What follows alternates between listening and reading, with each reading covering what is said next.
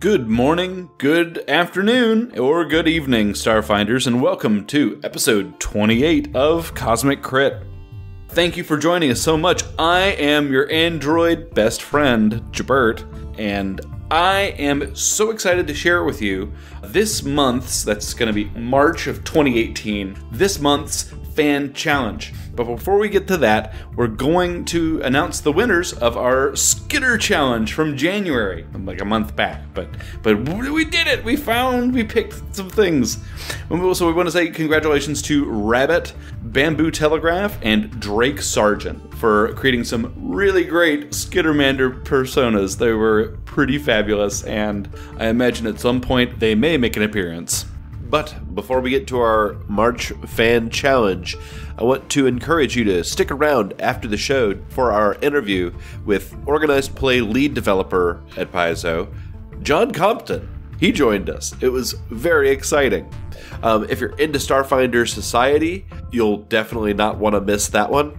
But not only are we going to talk about Starfinder Society, John Compton is also the author of Book 2 in the Dead Suns AP, Temple of the 12, which, as you know, we just finished playing. So stick around for some insights and thoughts on that.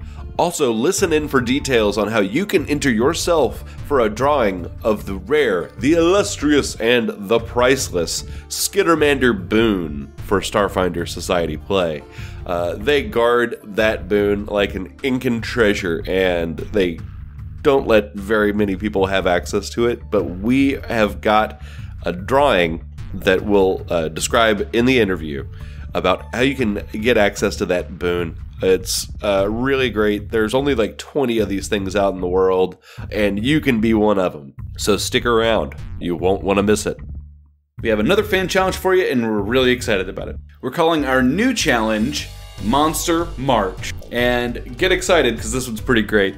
You see, fans are going to have an opportunity to create their own monsters and submit them into us. And the winners are going to be featured in Patrick's random encounter table.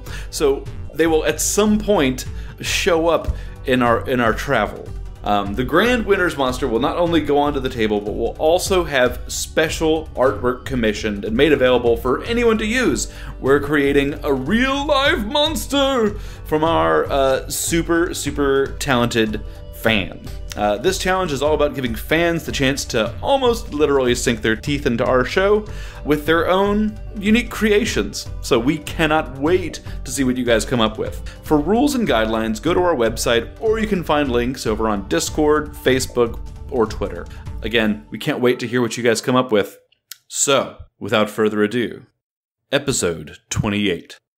It's always sunny in Qabarat. Last time on Cosmic Crits. The crew closes out Book 2 by bringing down the house, or rather, having it brought down on them. We solved the puzzle door to the inner sanctum. Numerology for the win. We opened an amazing doorway to find books. Yay, books.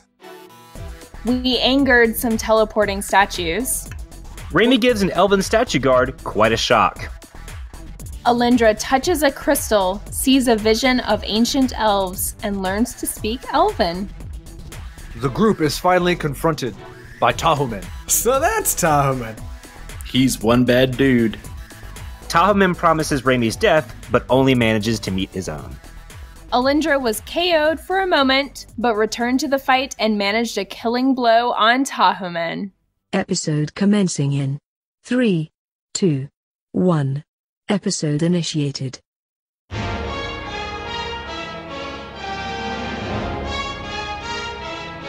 I will get you, my pretty, and your little Isoki, too! Welcome, dear listeners, to someplace over the rainbow, as we're certainly not in Qabarat anymore. My name is Patrick. I am your GWN, your good Witchmaster of the Northeast, and you're listening to the wonderful Wizard of Cosmic Crit. Traveling down the ancient elven yellow brick road with me are the stars of the show. They've been hunted by Yerix, Caserix, and Kokoriki. Oh my. Please help me welcome my 5 friends and 5 level 5 players to the game. To my left, try not and step on his tail, or he'll jump at his own shadow. Drew, playing Nax Izrak. I just want some money, even. To his left, this Tin Man already has a heart of gold and 2 brains to boot. Jabert, playing Andis-147. Hello, Patrick. Across the digital table, pay no attention to the Technomancer behind the holographic screen. Damn it, that's what I was going to say. That's just Miles playing Raimi. Good evening. And to his left, if she clicks her heels together, somebody's about to get solar rushed. It's Rebecca playing Alyndra and Andis. That is such a bad Dorothy. Yeah. And to my right, if he only had a brain, he'd probably have more skill ranks. Tyler playing Edrass for Honest. I don't know, but some people without brains do an awful lot of talking, don't they? And not a lot of rolling. And not a lot of rolling. And are we allowed to say bad on this show? Oh gosh, can we not? Oh boy. Let's just go back and do the entire thing over again. No, I'm just kidding. Hey, you guys, we are done with the action-packed finale of Book 2. Congratulations, you're all alive. Yeah, so I'm told. Promises, Patrick. Right, so this is a special episode because, as we mentioned probably in the intro, we have an interview with the Paizo Organized lead developer John Compton and the writer of Book 2. And you're not going to want to skip that because not only is it a great interview, he's a really fun guy to talk to, but there's also a chance to win the rarest boon for the Starfinder Society Organized play in there. And that's a chance to play as like one of, I think, 20 Skittermanders in the entire world. So listen up to that. And this is going to be our wrap-up episode where we get to talk about, what happened at the end of Book 2, the aftermath. But before we get to that, we leveled up to level 5 last week. Yay! At the end of the last episode. Indeed. And I don't know about you guys, but I've been waiting to get to level 5 because in Starfinder, it means something a little bit different. It's kind of a plateau level where everyone's abilities go up and not just like a single point. Like in Pathfinder, but no, you guys like leveled up. You're up there now. So let's talk, like I said, a little bit about that. It means everyone went up a level in a class, and you got more, skill ranks and hit points. But in addition to that, you all got 4 ability scores that increased as well.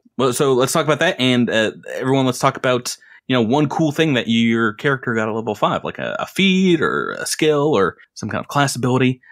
Let's start. Drew, what our favorite Ahsoki envoy get? So Knack, with his ability increases, is going to be a monster of out of combat rolling, which is going to be awesome. Oh boy, you weren't before. Especially because not only does he get another ability that he can use his expertise die on, but his expertise die now gets an automatic +1 added to it. So it's a minimum of +2 for all of those. Yeah, so that's pretty nice. Yeah, it's going to be pretty awesome. Okay, cool. What about Jabert? How about Andis-147? Yeah, Andis is looking pretty beefy. Getting that bonus to dexterity and intelligence is super great. And in addition to all of that great stuff, Andis just got access to their wireless hack ability and remote hack. So the combination of these two things sort of work together when you have the Exocortex class feature, where you can hack a computer at range.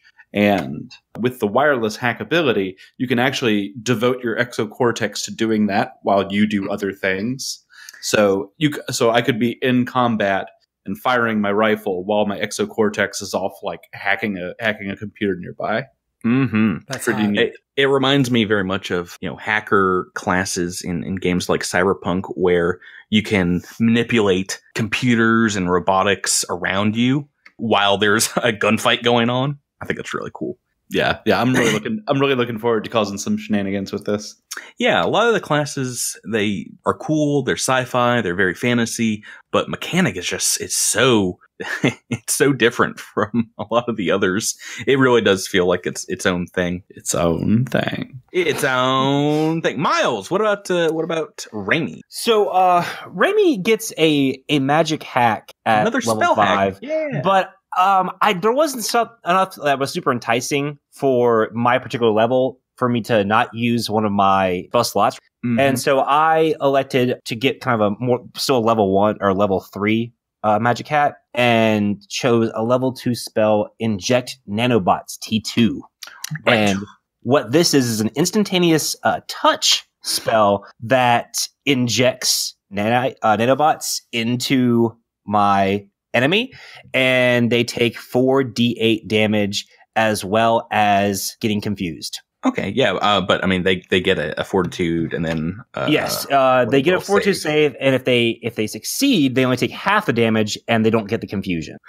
But yeah, it's just like the jolting surge spell in that it doesn't provoke attack of opportunity, but you do have to get up in combat and tap someone to inject them nanobots. Yeah, I just want another spell that kind of, because I was involved in a couple close quarters bits the last episode. I wanted another spell to kind of be able to use in case, I couldn't use electricity against something, because, the elven guards, they didn't take any burn damage. So I wanted to make sure I had some different options.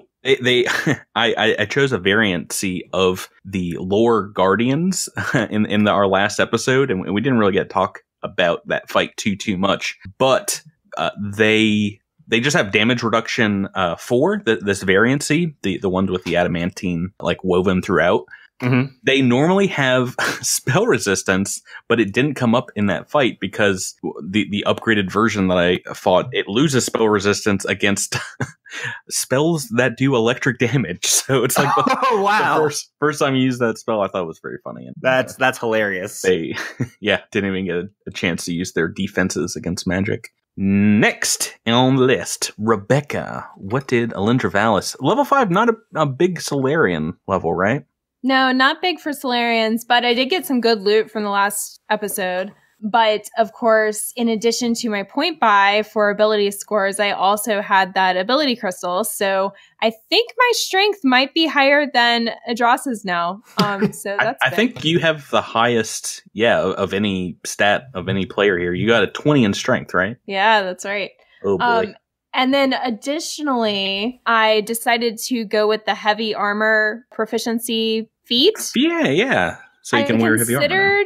Yeah, I actually considered going for a 1 level in soldier, but ultimately decided that what I really want to get out of that is heavy armor, so I might as well just take the feat. A lot of people complain that there weren't that many feats in Starfinder, but I think it's good because you don't have to take 12 feats to be the best. You can really just pick whatever you want to make your character customized. Yeah, I've been one of those folks who's sort of complained about that in the past, but the more I've played with it, the more I've realized it really does sort of takes away the penalty from, for taking something like heavy weapon proficiency when maybe you just want to use that, Yeah. So it's really just where you want to be in combat. And as we've seen, Alyndra has been all up in the front lines of combat. So making her a little harder to hit, probably a great choice as we go into book 3. Last but not least, Tyler, can you tell us about Edrass Veronis, soldier level 5? Yeah, he's still feeling a little self-conscious because he sees Alyndra's got these huge muscles now, and he's like,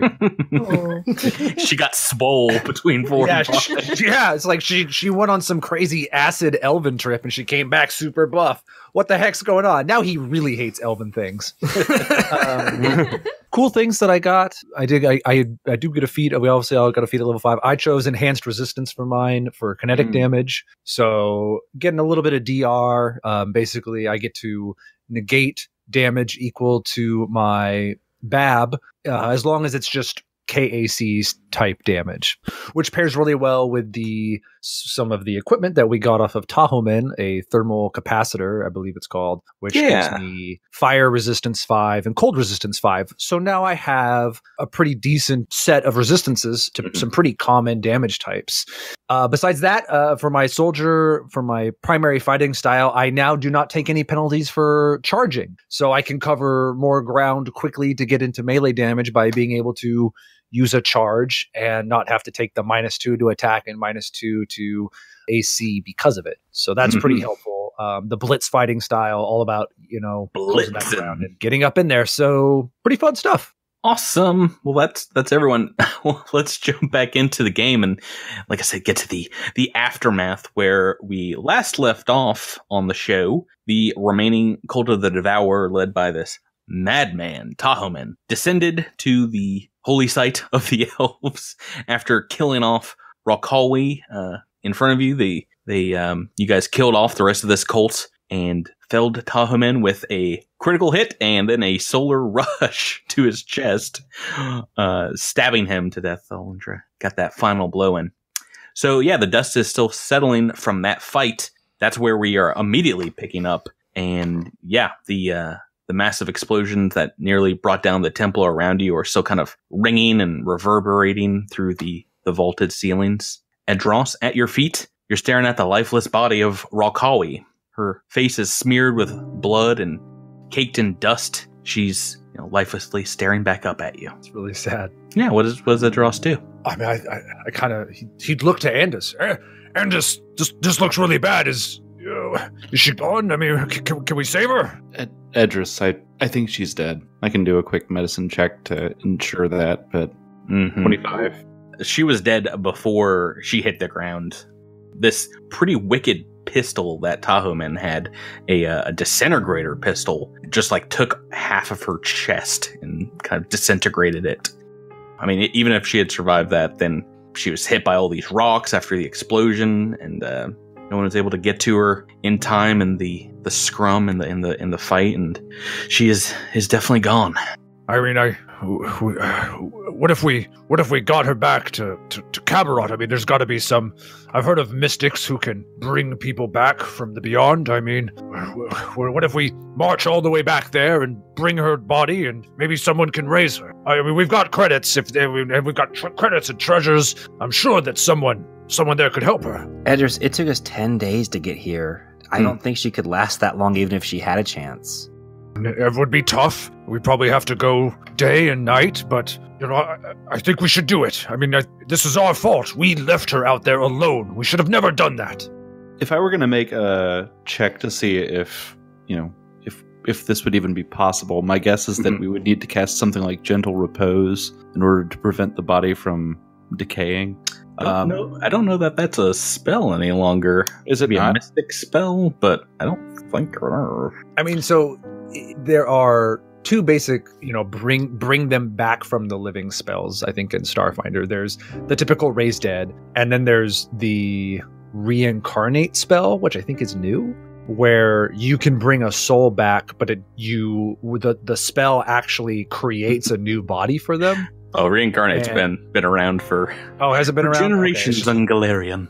It's new to me, so you basically can bring the soul back, but not into their body. But you still have to have, I think, at least part of the body, the original body that you are trying to, the soul was originally contained in. So, and you don't get to choose what body is remade by the magic. So yeah, I mean that's a possibility. It would be extremely difficult to get back to Terhalau Point in time for anyone to be able to cast that kind of spell.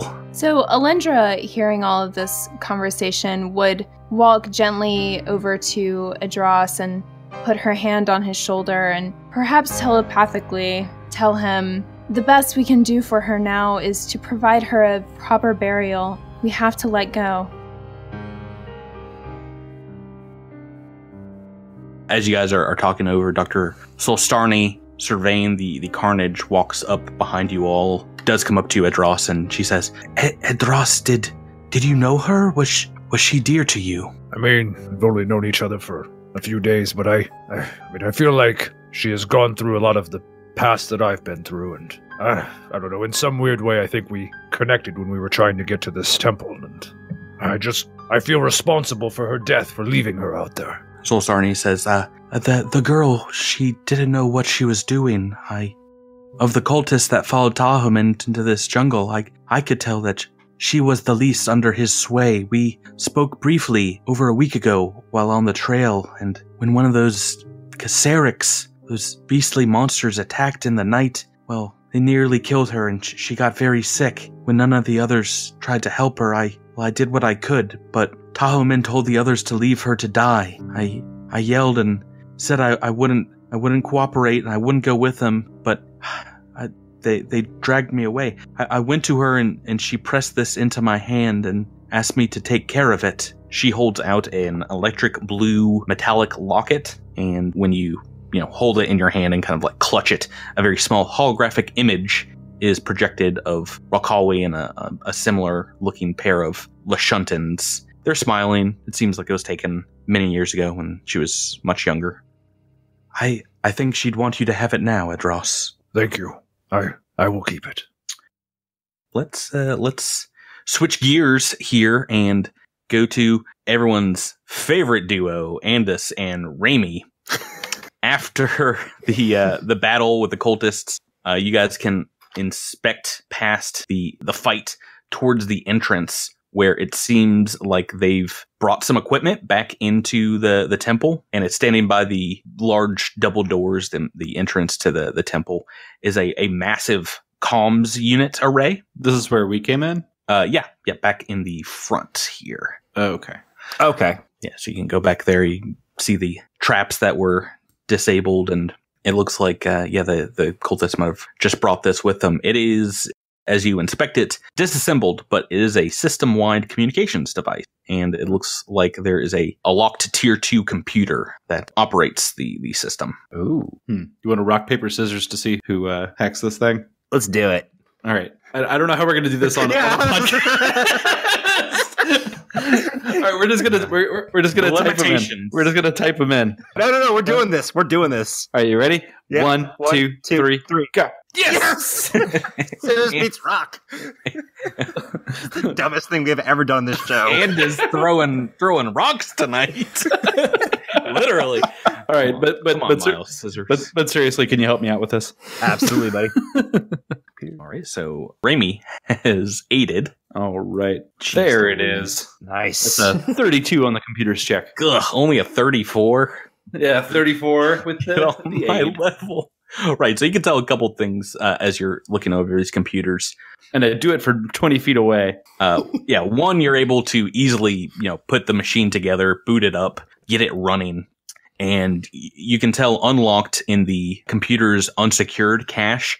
You see it was used about 3 hours ago to make an outgoing call. It looks like towards the center of the solar system, towards the diaspora.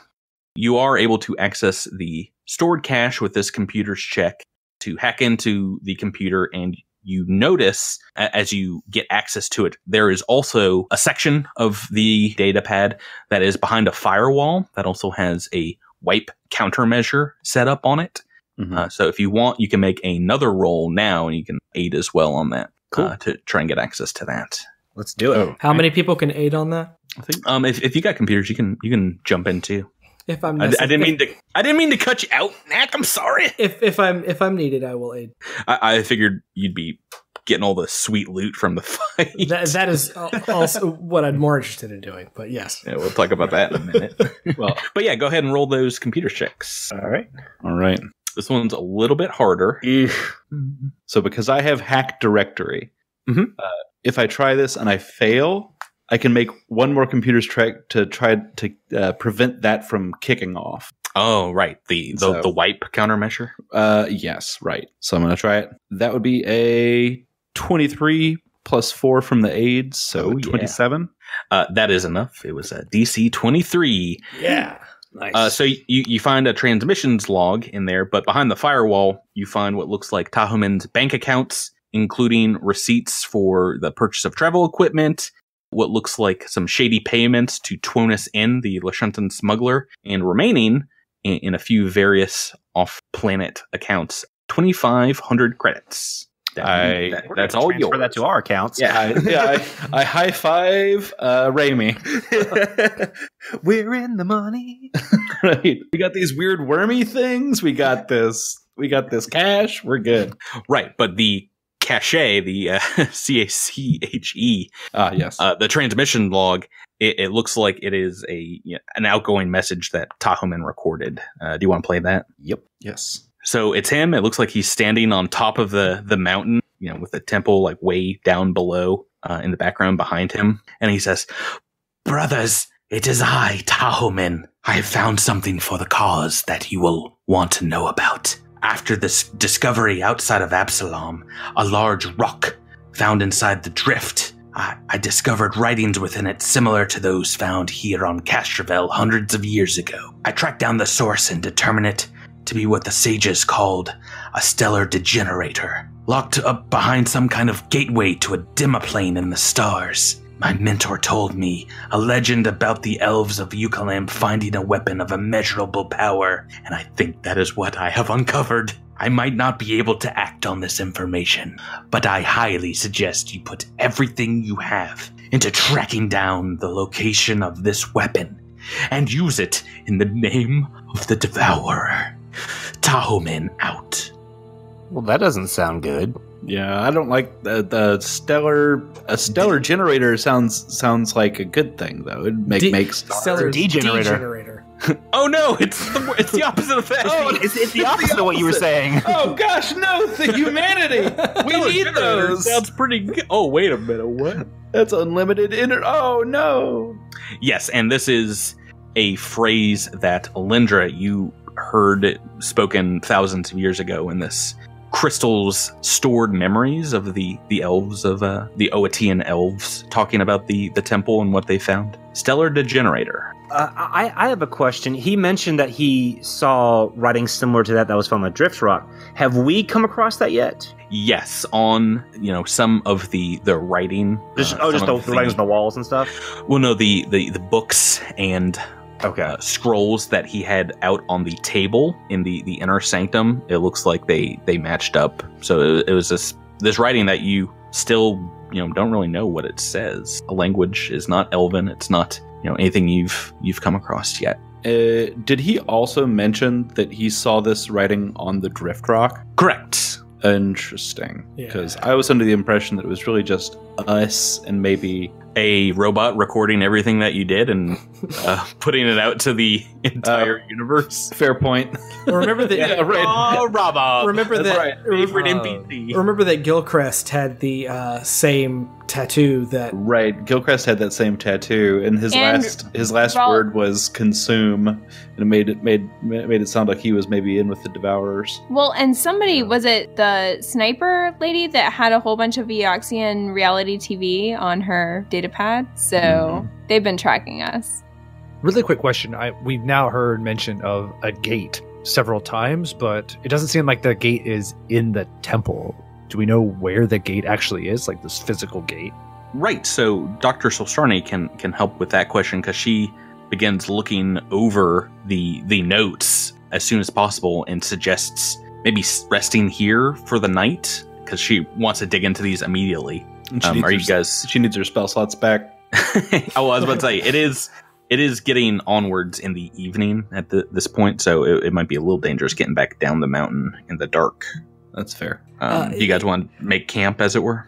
Before we make camp, so if there is a gate around here, is that a possibility that we could take Ralkawi with us and maybe take her through the gate to revive her? I don't think it's that kind of gate. I think it's like a gate to eternal oblivion.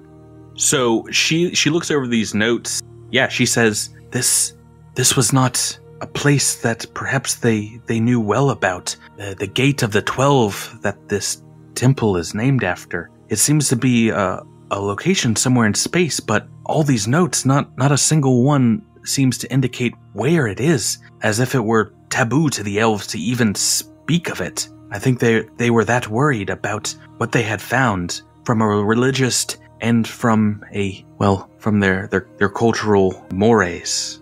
So we know that there's a terrible gate somewhere that possibly links to a weapon that could bring about the oblivion of the cosmos, but we don't know where it is. Correct. Well, in the meantime, let's loot these bodies. Right, so Mac found some pretty cool stuff, including you'll have to get it resized, but the armor that Talaman was wearing, it's light armor, and it's a pretty nice upgrade over what you were wearing, right? Yoink.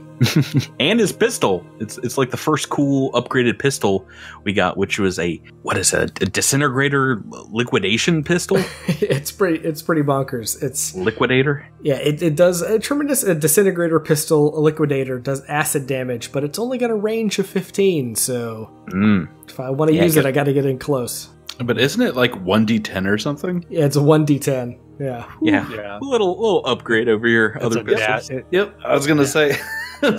You're doing probably more damage than I am. So let me just check Sirenscape. Acid pistol. Nope.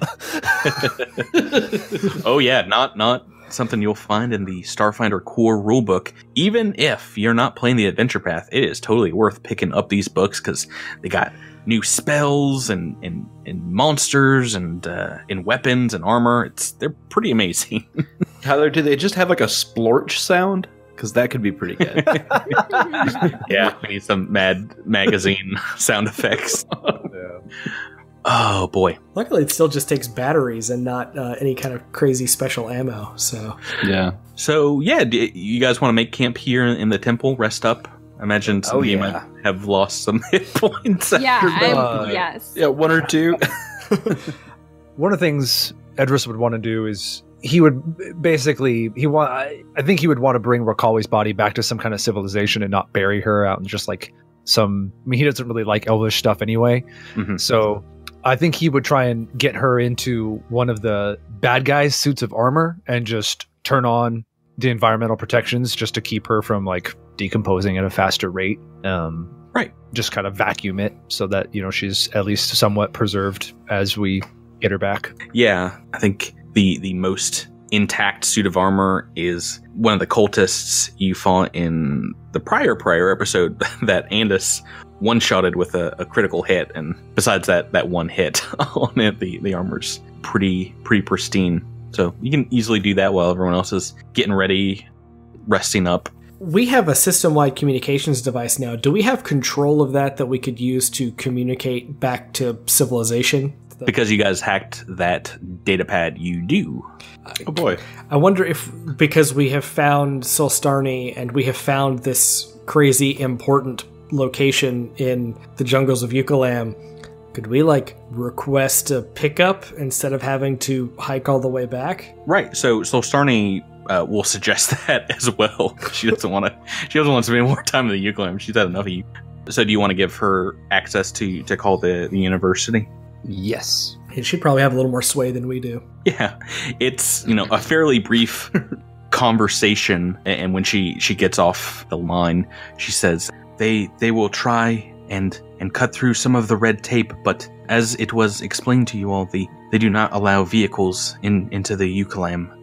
Hopefully they can get teams out here over the next few weeks to this site, but it is a long and arduous process. They do not think it will be possible. Well, we can at least get some rest. Yes. Yes, they are very happy to know that you are all alive and I am as well. And they say, contacted Turhalau Point, so when we get back there, they will be ready to receive us with medical attention. Well, do you think there might be a mystic there that could help Ralkawi? Maybe? I mean, it'll probably be too late. She kind of looks you over and says, I do not know if that is possible, Edrass. I understand, yes. Could we potentially break the rules, contact the goblins, and have our ship meet us here so that we could just hop in and go? Yeah, let's see how that goes. I like that idea. I like that idea, kind I'm of. down with that plan, too. Let's roll those dice. They certainly won't crash this thing into the temple.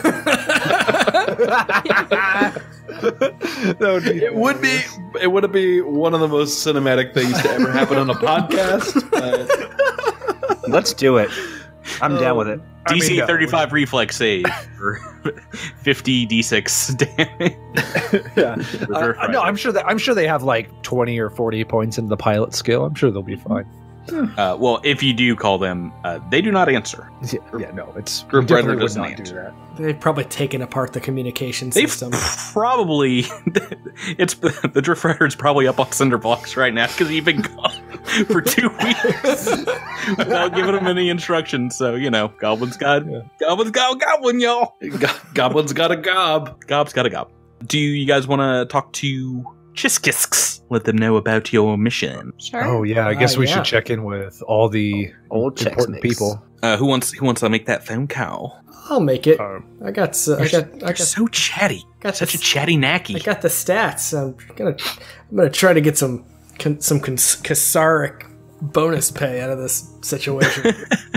It is maybe the middle of the night on Absalom as well, but when you call, they pick up after, maybe a minute of getting a connection, and they say, Greetings, Starfinder. It has been so long since your last report, I had grown worried. Tell me, how have you fared on Castrovel? Well, we're in the jungles of Ukalam right now. We've been out of communications contact for about 2 weeks, but we found the missing professor. We're getting the information about the language, and we may have stopped a cult of the Devourer from destroying the known universe. We'd like to get out of here. Yeah.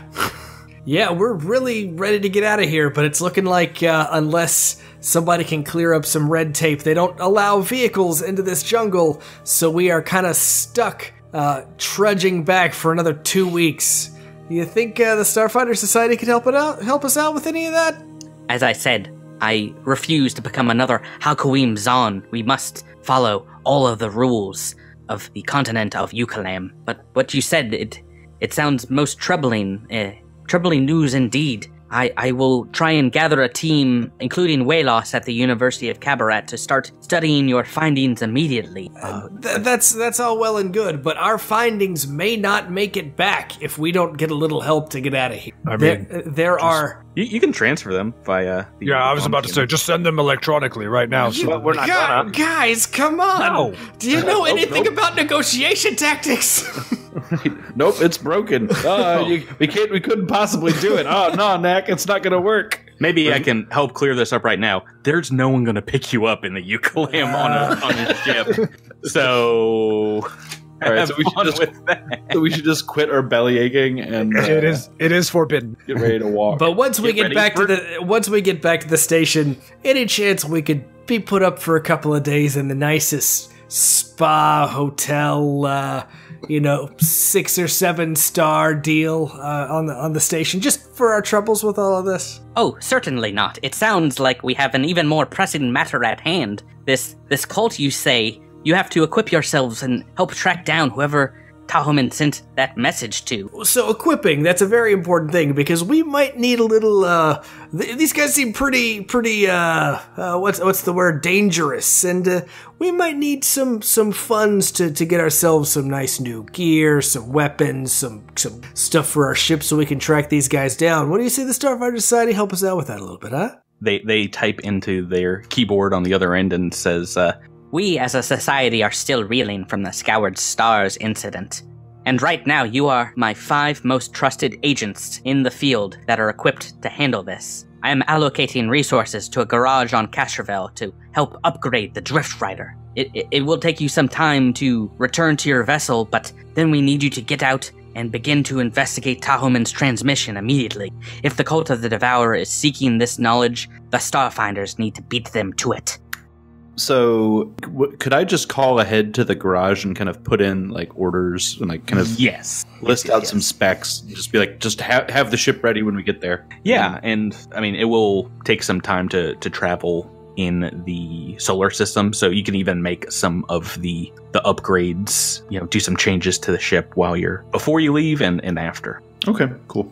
Right, so let's wrap that up. Is there anything else you guys want to do before you go to sleep that night, before you sign off? Cults have a lot of money. Typically, cult leaders make tons of bank. We sure that we've gotten all of the goodies off of Tahoman and these other cats? Any cred sticks lying around, anything like that? I just imagine Knack like holding somebody up by their ankles and just like shaking them. Just like, they gotta have something. Come on! This from the guy in the 300 credit suit. Come on! we did most of the gear stuff between last week and this week off the air because they had a lot of stuff on these cultists that you killed. But for the most part, I imagine we will do gear between this week and next week as you guys sell items whenever you get back to Qabarat. And just looking for cred sticks, man. Just looking for cred sticks. Yeah. Yeah, the cultists do, they have between like 50, 150 creds on them. This is the worst cult. The next morning, you guys are collecting your gear to head out, and Alyndra, you see the ancient elven battle armor still on the ground where Panelier fell, the body, completely gone at this point. Do you want to take it with you? Yes. Right, so it is this ancient, archaic armor, but for some reason it just speaks to you. He was the guardian of this place for millennia. Alyndra, you got more elven artifacts speaking to you over there? Yeah, don't worry about it. It's fine, Knack. Quit looking at my stuff! How much is that worth? We're talking about how she picked up a stone and she had a whole vision last week, but that's right. Fine. Yeah, Never mind. So it's the morning here. It's cool and clear, full of sunlight coming in. When you leave the temple, Alyndra, you see this vision of a shadowy female form again moving between the broken columns of the courtyard in front of the temple's entrance, kind of moving towards the west. What do you want to do? Follow it. It took me to an ability crystal before. So. This is something we all see. This is something only Alyndra sees. Well, do we see Alyndra following it to the west? Yeah, I imagine she'll just kind of peel off as you guys are getting your gear ready. And it leads you, Alyndra, to the back of this courtyard to a very large stone ring. And as you touch it, a large arc of the orange energy that it seemed to surround Panelier surges out of your hand and into the stone. There's a cracking noise as some of the rocks jump into life and others creak under their own weight, crushing pieces to flinders and sending a big plume of dust around. The air around this stone arc is electrified, and all of a sudden you are pushed backwards by a magic force as a portal of dark energy opens and fills in the void, creating what looks very similar to a small elf gate. Al-Nuir. Oh, dang. Cha-ching! Alyndra stands in wonder at the sight in front of her and calls to her friends on her comm unit to come here, guys. You might want to see this. We all scramble over there. Right, yeah. So holy crap, it's a gate! No idea. Dark energy, though. Do we really want to touch that? Where does it go? Is Rabob here? Can we throw Rabob through there to see if... No, I mean... Rabob is not here. I'd be willing to test the gate. If this gate is... Why don't I do a mysticism check? Oh, that would be a good idea. Plus 10. It's 14. I mean, it definitely does seem like a very similar teleportation magic that you observed previous time you went through one of these gates from Qabarat to Turhalau. Maybe a lot more concentrated, a lot smaller. I'm gonna poke this utility scattergun through and see if it comes back disintegrated. Is it safe? Yeah, no, it's fine. It's all good. I feel like we look like goblins. Like, what is this thing? Like, this is the beginning with a stick. At the beginning of 2001: A Space Odyssey. Right. We're just portal. Okay. Alyndra, I think, would just cautiously, with a hand outreached, step through the gate.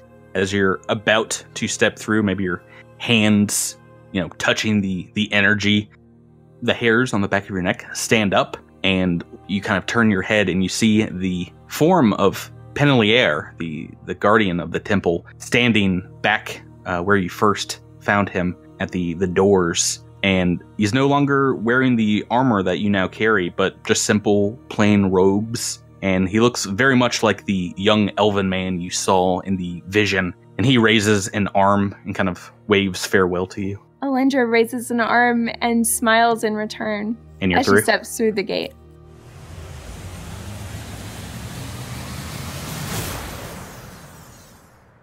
Mm-hmm. Right. So you guys all going through after her?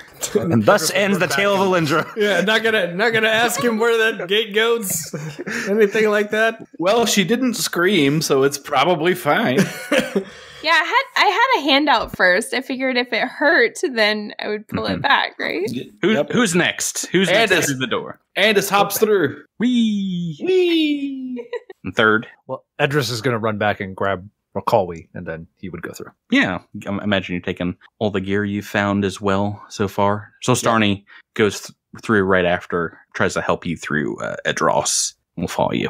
Okay. All right, Raimi, guess it's just you and me left here. We're going to do this thing? I guess so. All right. Who's next through? Nak and Raimi hold hands, and we go through the gate. Monster dudes! I'm not gonna lie, I was kind of thinking that one of those two was gonna kill the other one. Just be like, oh, he didn't make it! The thought probably crossed both of our minds. Okay. So as you all exit the gate, you see Turhalau Point around you, and you are surrounded by guards, their weapons drawn at the gate. A klaxon alarm is going off with an AI voice in the camp saying, "Unauthorized elf gate activity," over and over again. But Dr. Al-Nuif comes running forward and says, Wait, it is the Starfinders, they have returned. And they kind of holster their weapons, stand around you. We got our own ride back. You guys had this gate here the whole time? I mean, this is the gate that you came through originally, so yes. Oh, I didn't realize that. I thought maybe it was a secret. Because it's not where we entered, but elf stuff, man, come on. This is why I don't like this stuff, Nak. It's very confusing. Dr. Al-Nuif says, well, welcome, friends. You seem to have made it, and Dr. Solstarny, I presume. Welcome back to you all. You must be famished. Can we break bread and speak of your adventures? Do you have any whiskey? Doctor, Yes, I do. Me. I'm all in. Yeah, let's go. All in. Doctor, I don't have time for this. Our friend here, she died, but I want to try and get her, magical aid and maybe bring her back or something. Dr. Al-Nuif, goes and speaks with some of the guards and says, I have you scheduled for the next return trip to Qabarat as soon as possible, but that still might take some hours to get the energies aligned for the travel. Can you just rest up first? We have a medical facility here to see to your wounds, but for the body, you might need to return to Qabarat. I'll wait here for the ride. I'll be fine. Okay. So he'll lead the rest of you guys to a small building that seems to work as the mess hall for the camp, and there's tons of tables and chairs, and you are greeted by the smell of warm food that permeates the space. He brings over to you just plates of eggs, thick cuts of meats, Ukalam fruit and produce brought over to the camp, and says, eat up hearty, head to the medical facility, but can I see, were you able to find any of the horticultural specimens you clipped along on the way on your journey? Yes, we found a couple. Yeah. Huh. I empty out all the horticultural specimens. Just dump them on the table. Like, yeah. Gross. Splorts. Here's your dumb plants. Yeah, he looks it over. He's like, oh, these are simply amazing. You've done in a few weeks what might have taken me the rest of the year to procure. I have resources for the rest of my research grant, and I want to talk to the university about, having some of those funds left over directly transferred to your accounts. It's only a few thousand credits, but, I wish I had more to give for you have fast-tracked the next leg of my research, thricefold. Well, let's just say if you find your way into anything extra, you just keep us in mind. How abouts? Okay. We, not how research grants work, but universities are just the worst. I'll be able to head back to the University of Qabarat much sooner than I expected as I gather my notes up. Right, so we can fast forward to your guys' that afternoon. You are able to get a return trip to Qabarat. You guys all ready to leave Ukalam probably forever? Yes. Oh yeah. So ready. To never return. This planet is garbage. I've been here like 6 episodes. It's been a short jaunt through the jungle. Raimi's been there enough to know it's garbage. Right, as you step through the Elf Gate again. You're back in the closed-off building that seems to work as the Port Authority building for this Elf Gate. And you're met by the detective, Laszlo Laser. He says, "Oh, welcome back, Starfinders. It looks like mission accomplished. Dr. Solstarny, we have a medical team on its way for you." And Dr. Solstarny says, "Well, forget all that. I have to get back to my office and start deciphering these texts. This is the greatest archaeological find in hundreds of years. The implications are staggering. I couldn't have done it without you all." She turns to the 5 of you and says, "Won't you come and see me at the university before you leave?" Of course we will. Wouldn't miss it. Amazing. Thank you. Thank you so much. A team of doctors, medical specialists comes up and start plugging her into machines. And you guys are all set because they put you through this before you left, but she was kind of smuggled into Ukalam. So they're, inoculating her and giving her all kinds of medicines right now. As she begins to argue with these doctors taking her away, Detective Laser comes over to you, Edrass, to the body of Ralkawi. Some of the gate technicians have laid it to rest on a hover cart, and he says, "Is that one of the cultists? Why'd you bring her body back?" She was basically press-ganged into the cult. Not her fault. She helped us out in the end. I don't think we could have gotten as far as we did without her help. I want to try and have her brought back. It was our fault that she died. We left her alone, and Tahoman, one of the leaders of the cult, tried to use her as an advantage, and he killed her. Well, I don't know much about that myself, but if you're serious about it, you want to try and bring her back, head downtown to the Church of the Phoenix. I know a priest there. She goes by the name of Mother Shadowbane. She can help you out, if anyone can. Thank you for the tip. I'll head there immediately. Awesome, and we've got a good deal of wrap-up here to do, but I'm going to suggest we split off into a couple of groups. Maybe someone to go with Edrass to this temple, and the rest, they're expecting you back at the University of Qabarat. I'd like to go to the university. I have family there. I'll go with Edrass. Andis and Nak, do you want to go to the university along with Alyndra? I feel like maybe somebody needs to go with Edrass to make sure that he doesn't spend all his credits bringing this girl back to life. Well, I'll stick by Alyndra. Andis does give one kind of final forlorn look over at Ralkawi before they kind of cart her off. Andis and Alyndra are pairing up a lot, but I feel like it's because they feel like they have to. Yeah, you're also kind of the smarty pants of the group. Yeah, that's true. Right, so Alyndra and Andis-147, let's take you guys back. You've got a vehicle, take you to the University of Qabarat, and as you enter the main building, you see the part-time student, Kimsey, at the front desk, and he jumps up straight out of his seat when you arrive and says, "Oh, well, you're here. Well, welcome back, Starfinders. We did not expect you so soon." Thank you. We found Solstarny, so rest assured that she is safe. Oh, that's amazing. The Master Mahali is, I guess, unavailable at the moment. Would you follow me? I can show you to a lobby where you may wait. Very Certainly. well. Mm-hmm. He walks you down a long hallway and opens a door. You guys heading on inside? Sure. Yeah. Entering quickly, Got nowhere else to be. He closes the door behind you, and you are walking in pitch black darkness, and you just see a very large empty room. Seems to be some machinery off into a corner. What do you guys want to do? Is it greater than 60 feet across? It is. Oh. Is it a basketball arena?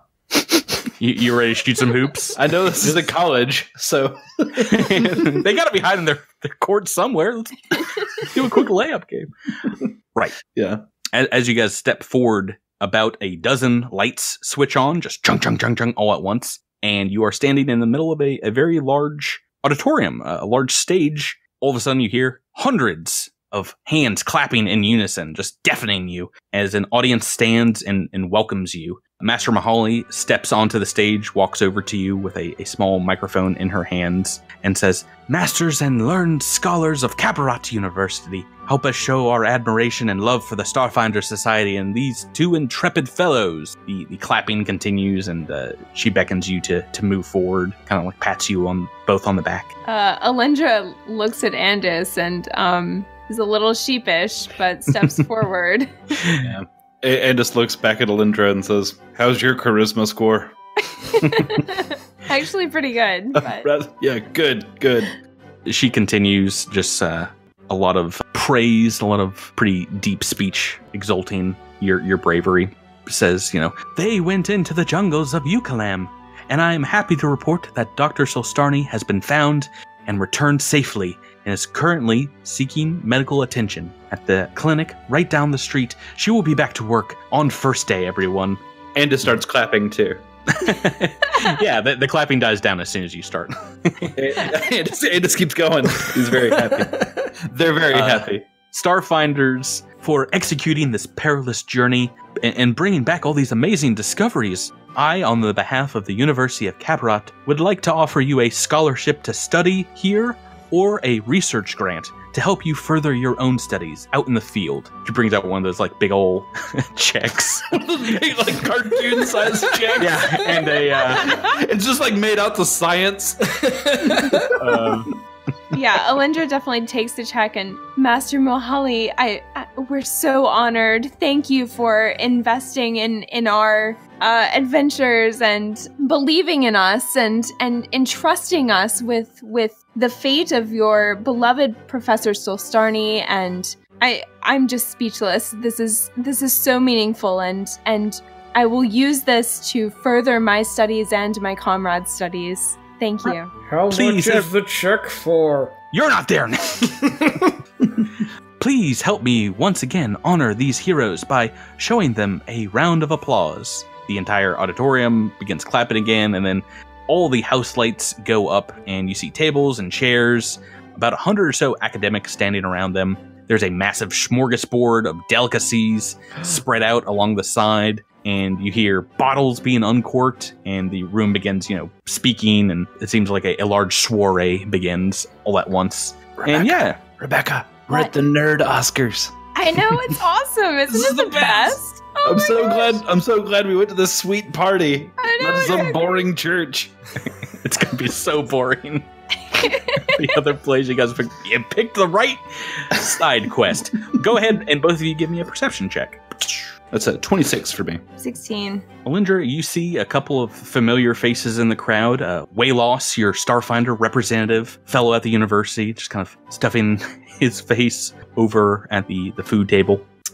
At a table all by himself, you see Albion's 21-2 psychically reading over some notes. They've got a table to themselves, just kind of drowned in papers. And Andis, you're the one that sees two Lashuntan figures step through the auditorium's doors in the back. They look very similar to our own Alyndra Vallis. Am I still standing near Alyndra? Yeah, sure. I stand on the other side of Alyndra, facing, so that if I'm talking to her, she's facing away from the two people. And then I try to, engage her in a conversation. Wait, why? Why are you hiding these people from me? Hide these people from her. That's a 12 on a bluff check. Sense motive is +2 harder because I have a flat affect. What do you say? I'm saying, Alyndra, show me this big check real quick. Let's look at this big check. Let's see if we can get somebody to take a photo of us with this big check. How much is the check for, Alyndra? I can tell you that. A sense motive? Oh yeah, go ahead.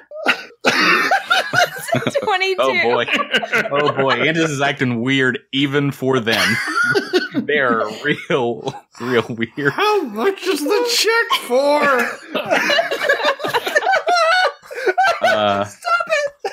So Alyndra, as you notice this, a couple of people sneak up behind you. One of them taps them on your shoulder. It's your parents, Mom and Dad, Vallis. Alyndra's super giddy. She's really excited to see her parents. Yeah, I'm imagining you guys embrace, and Mom is like, we're so sorry we missed you when you arrived, daughter. I'm sorry I missed you too. I'm so happy to see you, and I have so many questions for you. Oh, well, we have questions for you. It seems we were informed that you were on this dangerous expedition into the Ukalam. You could have gotten yourself hurt. No, I'm fine. I did fine. You'd be really proud of me. Oh, always our little adventurer. Come and sit and tell us all about the trip. I'd like to, but I feel like I need to start with explaining to you that I have these very strange powers that came I don't know where from, and I have questions about my past and why was this whole elven expedition so familiar to me? Do you have any idea? Have I been to Ukalam before? They look at one another and kind of shake their head no. It's like they explain that they had seen over the last few weeks some of the footage from the drift rock, so they had some questions themselves about you being able to manifest a sword made of energy and cutting down zombies and stuff. Fair. They answer pretty honestly. It's like, none of us have been to Ukalam. So strange, because I have this weird tattoo that I don't remember where it came from, and it's become bigger and bigger, and I always thought that it was something that I made up as a child, and now I'm seeing images that match this tattoo in Ukalam. Why would that be? Yeah, they look a little confused as well. Your dad, kind of stammers out. It's like, well, I mean, you were born off planet when we were on one of our adventures ourselves when we were younger, but I just don't know. What kind of adventure was it? It was very similar to kind of the trip that you took with Master Pasilar. It was, an outer planet, an uncharted planet in the outer rim of worlds. They were studying ancient civilizations, the planet's ecosystem, all kinds of things. It was a fairly large contingent of scientists from Castroville that went. So you know nothing of what my possible connection to the elves might be? Yeah, they seem to be pretty flummoxed by that, yeah. Alyndra's very disappointed. Do you show it to your parents? Yeah, I think that they would detect that. I think that they would realize that she's upset. Besides, they're Lushenton. Don't they, read minds and stuff? They do have some light psychic ability, but they try and cheer you up by telling you of their time since you've last seen them. And we'll fade out the scene there because they are trying to cheer you up, trying to talk to you about your adventures and what has happened. Try and make sense of it all. Yeah, and Alyndra puts on a happy face for the sake of her parents. Good. Let's switch gears and get back to downtown where Nak, Raimi, and Edrass have transported the remains of Ralkawi to this huge alabaster shelled, it looks like one of the ancient buildings of Qabarat, this massive cathedral that looks like it is dedicated to the goddess Sarenrae. Oh, good. Does anybody have mysticism? I do. Let's roll that for me, Raimi. All right. 16 plus 10, 26. Right. So you know all about Sarenrae, obviously. You know that she was an angel, an angelic figure on ancient Galarion that rose to godhood in destroying evil beings and representing the sun of the Pact Worlds, and is often referred to as the Dawnflower as well. Okay. I relay that message to Edrass. Fascinating. I'm not that great when it comes to dealing with the gods. I hope you guys will help me out, not making myself look stupid and hurting our chances of getting Ralkawi some help. That's what we're here for, buddy. As you enter the mystic place, you are hit with the smell of burning candles and incense. It is as thick as a fog inside the building, and it just drenches you as you enter. And towards the back, you find a solitary woman kneeling on a bench in the center of a stone floor. The slight figure stands beneath a massive stylized golden statue of an angel with its wings made of what looks like fire, hanging in the middle of the air magically above her. She wears a very simple tunic and steel scalloped belt, and her hood is drawn up, but as you approach, she lets it down and you see an elven woman, perhaps 100 years old, not ancient, but still looking very keen, a shrewd face of immaculate beauty save for the faintest scars from some ancient injury across her cheeks. Her hair is black and blue, and her eyes are an iridescent neon violet, and as you approach, she says, "You've come here seeking absolution, redemption, and salvation, have you not, Edrass Varonis?" Oh, why do you elves always know everything? Yes. I watch Infosphere feeds. I am not an ascetic. Oh, that's a better answer than I was anticipating. We have Wi-Fi here. It's not the Dark Ages. Sorry, I'm not very good with mystic things. I thought maybe you had some magical viewfinder. No, that's crazy. that's crazy. Forgive the guy. He did just fight 2 magical statues. So yeah, and she'll acknowledge you both, but she's kind of locked on Edrass, and she points at the body. It says, "Yes, who is she?" Her name is Ralkawi. She has become a recent comrade of ours. She kind of asks if she can, inspect the body, like approach it. And Edrass kind of gestures in a, yes, please do. She looks it over, and instinctively her hand goes to Ralkawi's neck and exposes the tattoo there, and just kind of shakes her head. And she introduces herself. She says, "I am Eliar Shadowbane, High Priestess of the Dawnflower. Welcome to the Church of the Phoenix, Starfinders." I'm Edrass Veronis. This is Raimi, and this is whatever he's going by now. And Smooth. I brought her here in hopes that you could help her. I know she's got that tattoo, but she was essentially brainwashed into this cult against her will. Tahuman wields an unnatural ability to influence people, but he's gone now, and she defected from them and even helped us in getting rid of them and saving the temple that we were at. I think she deserves a second chance, and we failed in giving her that second chance, and I want to make it right. She goes back up to her place under the statue of Saren Ray and says, I did not mean to ask you just who she was, but who was she to you?" I mean, I don't know. It was weird, something I've not really been through.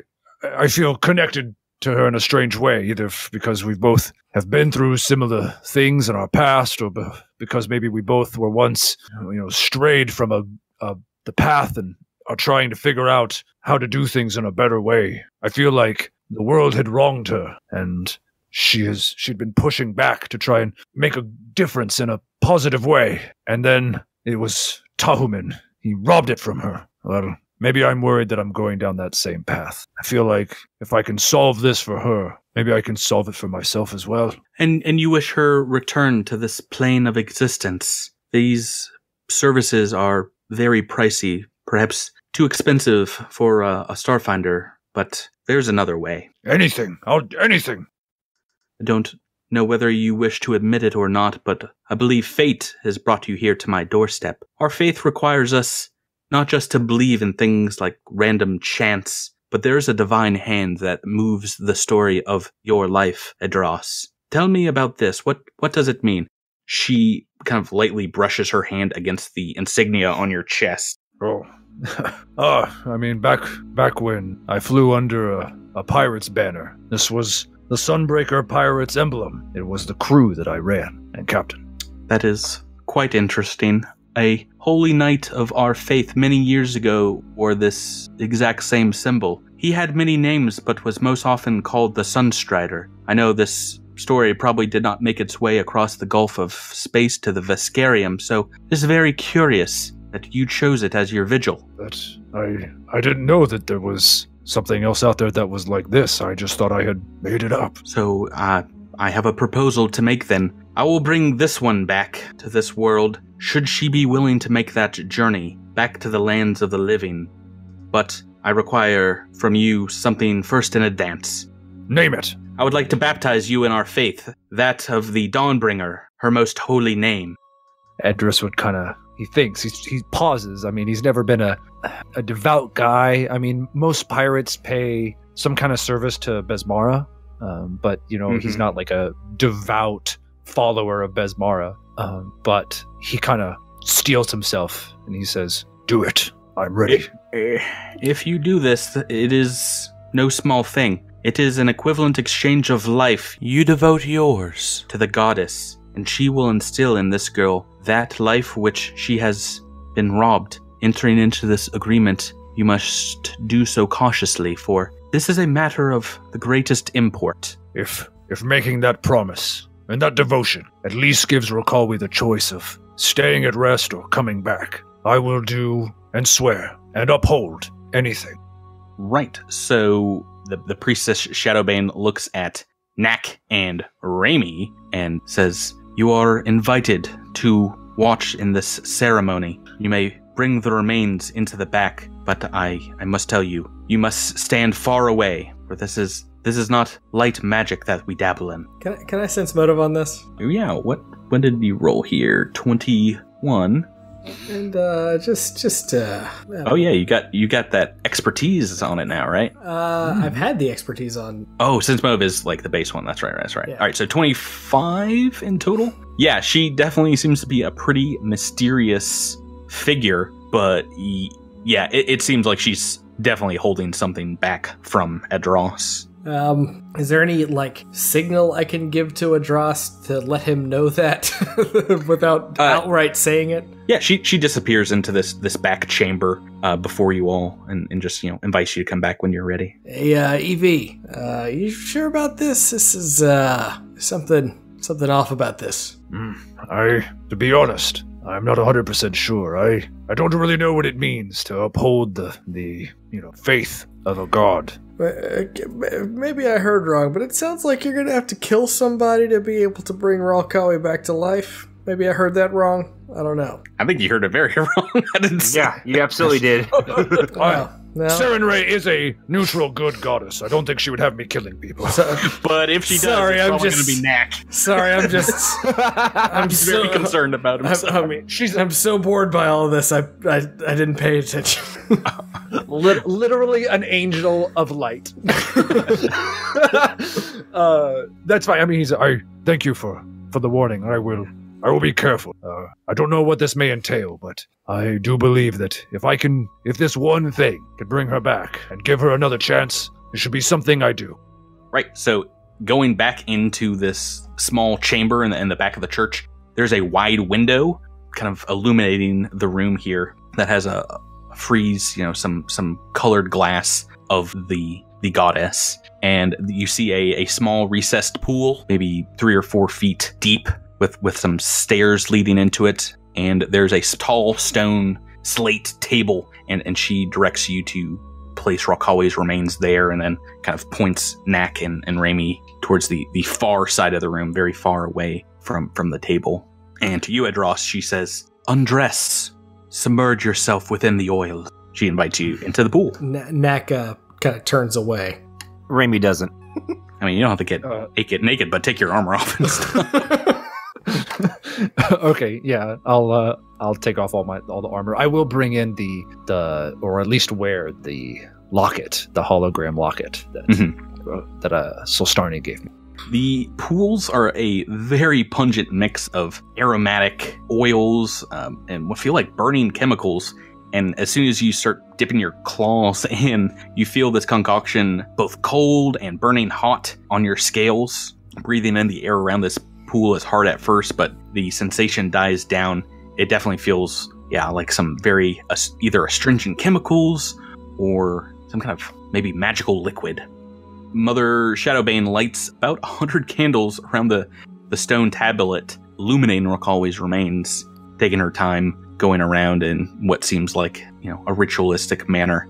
And she says, "Edrass, I require your dedication. I will repeat the litany of the Dawnflower as revealed to us by her disciples. You will agree and confirm your allegiance by saying, 'By her light I swear.' Say it now. By her light I swear." By so affirming, you enter a sacred trust with the divine. Do you understand? I understand. The priestess then moves to the side and picks up a small bucket and aspergillum and begins to chant something in Elven, and just starts coating you with liquid, just like tossing it onto your skin. And it's another very thick oil. And she begins to recite the litany. She says, "I promise to combat the denizens of darkness and wield the light of the Dawnflower for good. By her light I swear. I shall be a shield for allies, for their strength is my strength, their weakness my own weakness. By her light I swear." She circles behind you, the liquid still coming, coating your scales, and it feels like burning ice, and says, I shall protect the unfortunate, the ignorant, the downtrodden, and reveal to them the light. By her light, I swear. Kind of a break in her voice as she gets to this next one, as she says, I am a font of sin. I have advanced wicked causes. I have seeded the darkness in my own heart, but through the burning flame I am cleansed. By her light, I swear. She steps back in front of you, from behind this table, and she steps into the pool. And she's no longer holding on to these religious items, but just a simple candle from the table. And she also has shed her tunic and is wearing just simple linen coverings. And she's right there in front of you and says, Edrass, repeat after me. I am wicked. I am wicked. I am debased. I am debased. I am unworthy of the light. I am unworthy of the light. I am irredeemable. I am irredeemable. I fear not the flame. I fear not the flame. She holds the candle to your skin, and all the oils catch light, and you are covered in fire. Please make me a very important DC 15 willpower save. Okay. 16. Right. This is a fear effect, but the flames cover you completely. The pool lights up, but something inside you, stays your hand, calms you as you're engulfed in this fire. You're able to open your eyes, and you see this happening from the outside. You see yourself and the priestess in this pool. Your head is wreathed in flames, what seem both natural and magical, and behind your head is a corona that looks like a blazing crown. And you hear from far away, like it seems like in another world, Mother Shadowbane, kind of steps back and whispers, "It cannot be true." But all of a sudden, you're right back in it, and she is shouting at you now as you return to this room. Nak and Raimi, the entire pool catches on fire. The altar catches on fire. Parts of the door and the windows, you kind of have to step out of the way as it begins coating the entirety of the room, this very small magical flame. And she's screaming at you, asking you to repeat it still. I fear not the flame, for I am the flame. I fear not the flame, for I am the flame. I fear not the darkness, for I consume it. I fear not the darkness, for I consume it. I am the light. I am the phoenix of Sarenrae. Say it, Edrass. I am the light. I am the phoenix of Sarenrae. The flames simmer and burn out, except in a few places where they cling to your body. The priestess is breathing deeply, like she's been sprinting, just swallowing deep lungfuls of air, and a light fills the room, as if thousands of stars twinkled into existence and then all of a sudden died out. And behind you on the table, there's a gasp. Ralkawi sits straight up and begins to convulse, her hands going to the wounds that were there just a moment ago. And she says, I live. What happened? Where are we? Ralkawi, calm down. You're safe. We're in the Temple of Sarenrae. She collapses off the table, and you see the flames still looking at her breast, and at the nape of her neck, the tattoo of the Devourer it has disappeared. And she just kind of falls down and says, Edrass! And she trips trying to get into the pool, but stumbles in. She slowly, somewhat painfully, lowers herself to you and throws her arms around your neck. The light dims here as we exit. The room grows quiet, and the scene ends. So how was your party? Ours was pretty dope. We got money, and they had shrimp cocktails. It was great. I have an epilogue for you guys for book 2 if you're ready to hear it. Yeah. Let's hear it, man.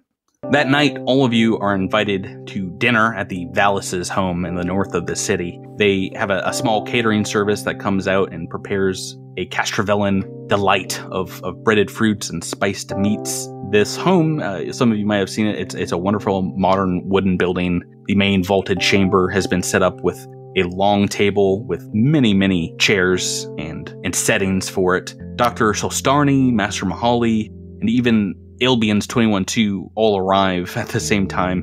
They seem to be deep in conversation about the discoveries you made at the Elven Temple. Alyndra, your siblings both arrive, each bearing fine wines of spirits and other delicacies to enjoy after the meal. And this is the first time that your family is all in the same place together in many years. You can all make your way to the back and share stories. Last to arrive is Ralkawi, who is escorted by Detective Laszlo. And you meet her at the door, Edrass. He desyncs a pair of handcuffs around her wrists and allows her to enter, kind of tipping his hat in your direction. She explains that there aren't going to be any charges brought against her in the abduction of Dr. Solstarny, as the good doctor has agreed to provide employment for the former cultist as part of the probation sentencing and for cooperating with the authorities.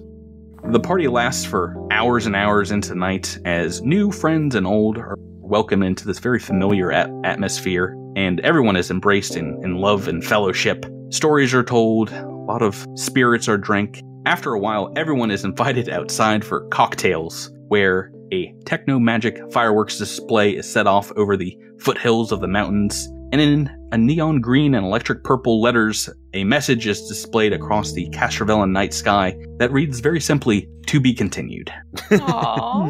That's very nice. I wonder if it's significant that it's green and purple, because those are the colors of Alyndra's eyes. Just saying.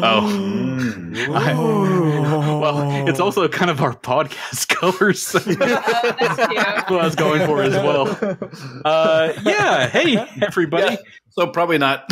Not everything's about you, Rebecca. I mean, okay. That's it. That's the end of the episode. Just a quick wrap up to the massive adventure and destruction that was book 2. Jeez. Yeah. Are you guys okay? That was a hell of a book. How much was the giant check? That's what I want to know. The research grant is another 1,000 credits for everybody. So, Sweet. Oh, nice. Yeah, you guys got some money. Next week we'll figure out what's happening with the Drift Rider, and we will continue on into book 3. Woohoo! Woohoo. Oh my gosh. It's getting crazy, guys. We're done with Temple of the 12 and we're going into Splintered Worlds. And I cannot wait. I'm going to kind of miss the jungle. I mean, the jungle was really fun. Yeah, I'm interested to see where we go next. It was your home turf. I know.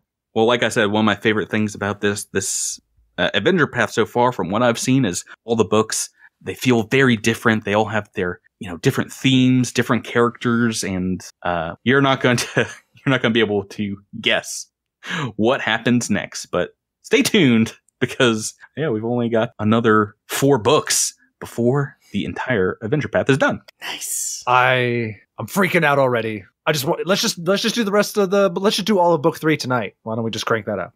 I'm so excited. Alrighty. Well, let's wrap it up there, guys. Thank you so much for playing 2 books with me, playing with me tonight. Thank you, Patrick. Thank you, Patrick. And thanks everyone for listening. Well, why don't you say goodnight, everybody? Good night, everybody. See you next week. Bye.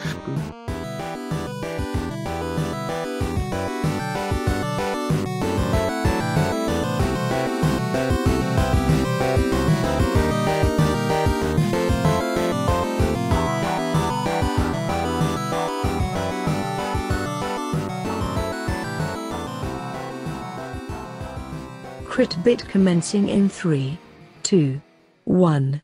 Crit bit initiated. Welcome, everybody, to this week's Crit Bit.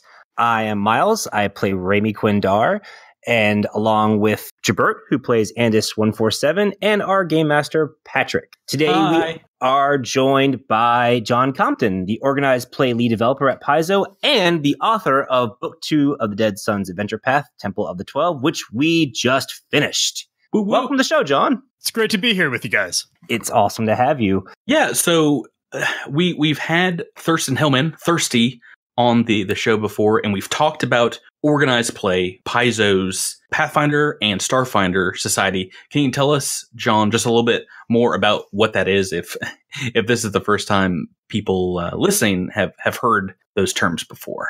Sure thing.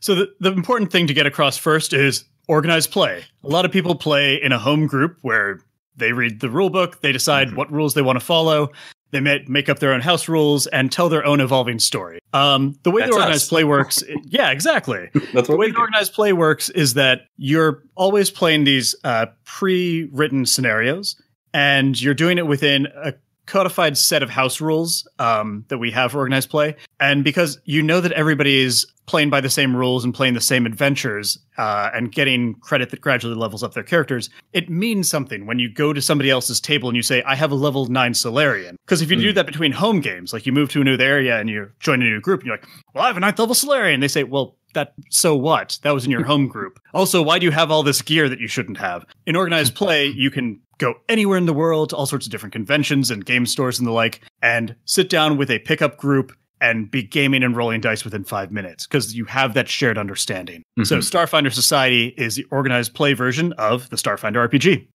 Right. And there have been many, many seasons of the Pathfinder version of society play or, scenarios. Since day one, since Starfinder came out, there have been, one or two new scenarios, new games out there for Starfinder Society? Yeah, we had we started doing what we knew that we could do based on the resources that we had. We hired on Thurston Hillman specifically so that he could spin up Starfinder Society. But that meant that we launched with 5 different adventures at Gen Con, a series of quests, a pre-generated character special, and 3 scenarios, which was a lot to get out the door. But after that, we've only done 1 scenario per month. But even at Gen Con, where we had those 5 adventures, the demand was already high enough that by the end of the weekend, we were already being asked, why don't we have even more? So, that's over 100 pages of adventure at launch, right? That is absolutely right. That's so much. That's like 2 Adventure Path books, maybe even more. About 2 AP volumes. That's crazy. But we've been looking at spinning up even more. So starting in March, we're going to be going up to 2 scenarios per month, which is welcome for both the player base, but also for us in a way, because it allows us to tell that many more stories. Awesome. We especially have been enjoying some. Having 2 scenarios per month also means that we can do more than just the meta plot that we've set up, because we get to do what a lot of sci-fi gets to do, which is play with modern day tropes that a fantasy setting just couldn't really pull off well. So we're releasing this month a scenario called Live Exploration Extreme, which is all about being on a reality TV show. It's so good. We're really excited about the 2 that we're releasing at PaizoCon in May, because not only do we have our Strawberry Machine Cake scenario, which is our hollow pop band that has really caught on with all of our players. So a scenario where you're basically at a concert for the biggest band in all the Pact Worlds, at least for this year. And then we also have one that started off as kind of a joke behind the scenes, but has really turned into a big thing called Save the Rencrotas. In fact, since you guys just finished book 2, you're probably familiar with Rencrotas. Oh, yes. Yep. So there is a feathered Rencrota variety that is on the endangered species list of Castrovel. Oh, no. And so there is a gala that you're going to, which is kind of the Save the Whales equivalent, but for the feathered Rencrota. And naturally, of course, shenanigans are going to happen. So we're launching both of these really off-the-wall, wacky scenarios at PaizoCon, where we get our really dedicated fans and just have a wild time. Well, it's so great because, your authors, it seems like they can just make up a new episode of a very exciting TV show that might have a different genre or theme every 2 weeks, Exactly. And that's another fun part of the job, is just getting to work with all these authors who have so many different ideas. And several of these ideas that have really, really caught on have been just through the authors reading the outline and saying, okay, I want to fill in the blank with this thing. Like Eleanor Ferron, who recently started at Paizo, was the one who invented Strawberry Machine Cake in the first place. And we just saw the name and we were like, yes, that. You exactly have the idea here. I think it adds a breath of fresh air to playing these games, because, anyone who knows me knows I love the deep, dark horror stuff. But it's kind of fun to come to a scenario and it's just this crazy off the wall thing, because there are so few, I feel like, tabletop games like in the realm of like Starfinder and Pathfinder that do something that's that lighthearted and fun. Yeah, and just being able to, like, comparing it to an adventure path, which is great for the depth and the long-term storytelling. I really like scenarios just because you're going to have a taste of some particular subgenre within Starfinder or Pathfinder, but you know that you're only there for 5 hours. So if you really like it, fantastic. If you don't, I mean, yeah, enjoy it for what it is, but know that you can try something new the next week as well. There's less fear of commitment to saying, "Oh, we're in it for the long haul." Right. Yeah. I mean, to be fair, my experience with a lot of RPGs has been that there's not a whole lot of commitment for a lot of groups. It depends on the group. Yeah. Yeah, but that I recommend if people aren't like sure if they want to dive into Starfinder, if this is especially their first tabletop RPG, to pick up one of the society scenarios, because like you said, it's 5 hours. You can usually do it in a day if your game group wants to grind through it or break it up into a couple of sessions. And right now you have a great pick of a lot of different weird adventures. If you want the horror one, there's Cries from the Drift. Yep. Is kind of horror based, and if you want in a few days to be on a reality TV show in a sci-fi future, then you're going to have that option as well. And yeah, kind of tailor it to your game group or to your friends, what they want to do. I am planning this weekend to run my IRL table of friends through some of the first quests, the Into the Unknown quests, and they're divided up in like 5 chunks, and you can do as many as you can get through, and it's set up really well for first-time game masters and players of Starfinder. Get through a lot of the rules, which is also pretty good. Get some starship combat, some gun battles. Got any chase scenes? Got any chase scenes in there? Somebody has been playing Pathfinder Society then. I think one of the very early does do vehicle rules, and basically just gives you a little bit of everything, role play, whatever you need to get started. So I'll be looking forward to that. John, have you played through those yet, or did you help write those? My part in those is that Thirsty has been the one who has been assigning them and who has been doing the primary development. I've been there to review all the outlines and review the text when it comes in, as well as do a lot of the back end tinkering. Mm-hmm. So I'm familiar with all of our scenarios, and I've had a chance to play a couple of them. I've had a chance to run a couple of them as well. You got any suggestions for me as I go in on Sunday? If you're going in for the quests, really just whenever you're preparing any of these scenarios, it's do some background reading so you can give the players as much context as possible. Mm-hmm. This is more true for Pathfinder Society these days because we have so much setting material, but we also, in our scenarios, have been trying to just add as much of that context as possible so people can do like these political thrillers, these investigations, even a dungeon crawl that has interesting discoveries, and say by the end, "Oh, I see why that's important," or "I see why that changes our impression of what we once knew." Mm-hmm. So like the couple of the ones that I've run most recently have had like half an hour of knowledge checks and storytelling at the beginning before we even really get the action going. But it means that when we do, there's so much more opportunity for people to come to these conclusions on their own and not rely on a die roll to tell them why should we care. Right. Yeah. The context kind of comes a little more organically once they have that background information kind of established. Exactly.